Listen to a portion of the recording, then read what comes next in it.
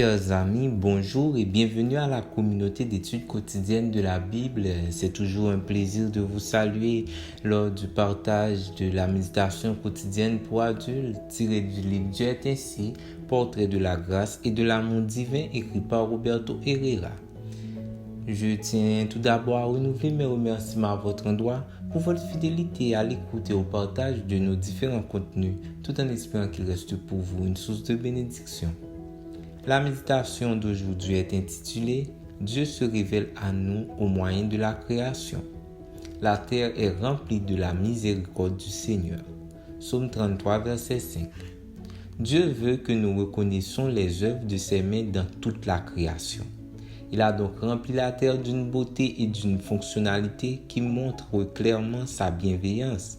C'est ce que reconnaît le psalmiste et que doivent reconnaître tous ceux qui observent la nature à la recherche de l'expression de l'amour de Dieu.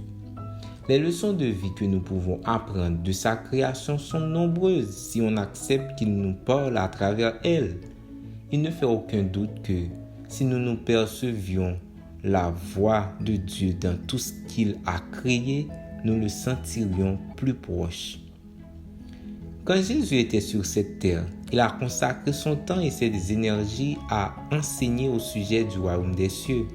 Pour illustrer des vérités spirituelles, il utilisait des éléments de la nature.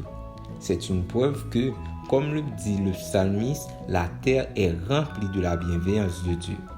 De ces indices de la nature créée, nous pouvons nous servir pour comprendre des réalités divines aussi fondamentales que la bienveillance, l'amour, le pardon et le salut.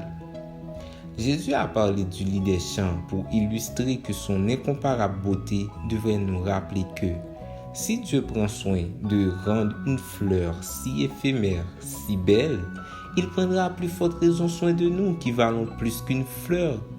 Le Seigneur a parlé des grains qu'a semé le semeur, du blé, de l'ivraie, du figuier et des nuages, de la mer et des cieux, de la tempête, des rochers et du sable, des branches, des samans et du cep, des poissons et du pain, et de tant d'œuvres créées qui illustrent des vérités spirituelles qui nous aident à reconnaître l'amour de Dieu et la nature du royaume.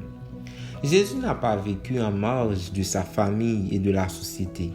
Il a connu l'actualité et vécu avec les gens dans leur quotidien. Il a consacré du temps à la prière et à l'écoute de la voix du Père par l'intermédiaire de sa parole et a assaisonné tout cela de ce qu'il trouvait dans la nature pour que son enseignement soit compréhensible et pertinent pour tous ses auditeurs, dont vous et moi.